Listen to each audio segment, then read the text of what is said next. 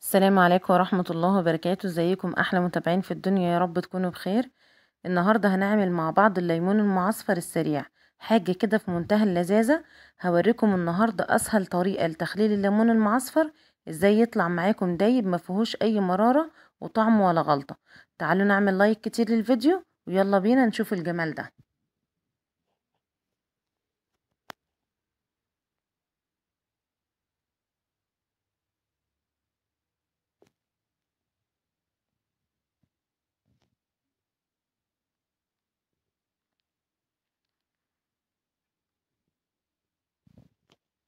اول حاجة كده معايا 3 كيلو من الليمون، اغسله كويس قوي واخليه يصفى، وبعدين اقطعه اعمل فيه فتحات زي ما انتوا شايفين كده، او علامة البلاس، بشرط القطعات ما توصلش لتحت.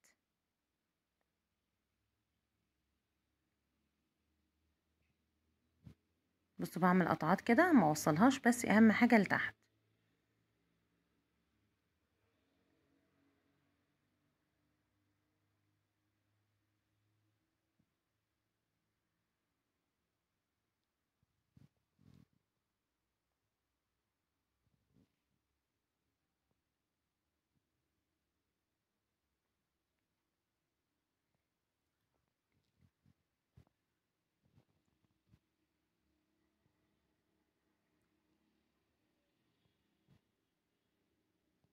كده خلاص تمام، عملت له الفتحات كلها.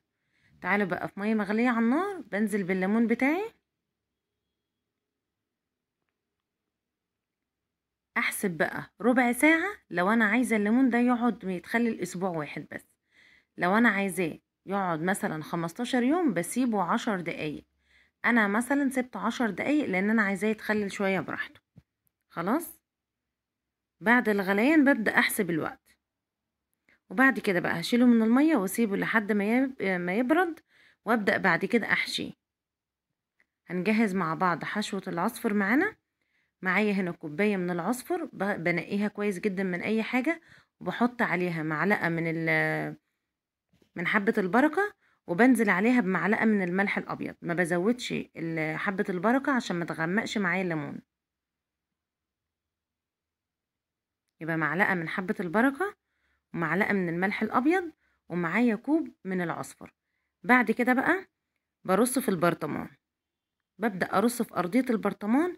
بخلي الفتحة تكون لفوق والقاعدة لتحت. أي فتحة بتكون لفوق والقاعدة بتاعته بتكون لتحت، الجزء المقفول هو اللي بيكون لتحت.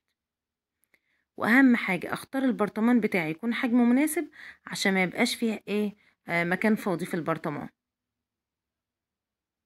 يبقى على قد كمية الليمون. تعالوا بقى نجهز محلول التخليل.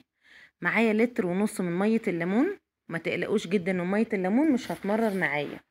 مية الليمون بتكون كويسة جدا معايا، لانها اولا معقمة، ثانيا بتكون كويسة اوي الليمون، ما تخافوش مش هتمرر معاكم.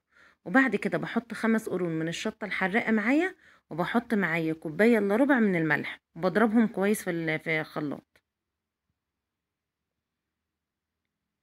يبقى كوب الا ربع من الملح، 5 قرون من الشطة الحراقة، وعلى حسب الكمية اللي انتوا عايزينها. ومعايا لتر ونص من مية الليمون، بضربهم كويس جدا في الخلاط. وبعد كده بضيف عليهم كوباية الا ربع من الليمون. كوباية الا ربع دول يعني بالظبط كده 10 وحدات من الليمون. ببدأ أعصرهم وبخلي القشر بتاعي.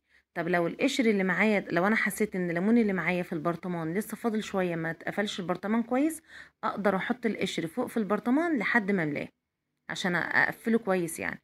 بعد كده بنزل بقى بالمحلول اللي معايا، وعلى وش البرطمان معايا بحط معايا الزيت. بحط زيت زي ما انتوا شايفين كده، وبقفله بالاسترتش او بكيس. ماشي، وزي ما انتوا شايفين كده معايا، انا حطيت هنا ورق لورا معايا. بعد كده ببدأ كل شوية، كل يوم كده والتاني ابدأ امسك البرطمان زي ما انتوا شايفين، اهزه معايا كده، واخليه من فوق لتحت ولتحت لفوق. احاول اسيبه، ممكن اسيبه على الرخامة كده فترة ساعتين كده ولا حاجة مقلوب، وارجع اعدله تاني. دي خطوة مهمة جدا. واشيله بره التلاجة لمدة اسبوع. بعد ما يعدي معايا اسبوع او 15 يوم على حسب ما انا محتاجاه تخلي قد ايه، زي ما قلت لكم، هبدأ اشيل معايا بمعلقة او بشوكة. ما ملمسوش بايدي خالص عشان ما يبص معايا. بصوا ما شاء الله شكله عامل ازاي كده بعد 15 يوم، لان انا خليت مدة السلق بتاعته تكون معايا لمدة 10 ايام بس، 10 دقايق بس، سوري. لو عايزينه يتخلل لمدة اسبوع بتخلوها ربع ساعة على النار.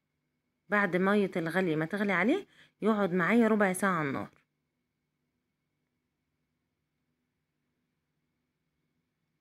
بصوا ما شاء الله مستوي وشكله عامل ازاي. جربوا حبايب قلبي الوصفة دي، ما تنسوش تقولوا لي رأيكم في الكومنتات، واشوفكم في وصفة جديدة، والسلام عليكم ورحمة الله وبركاته.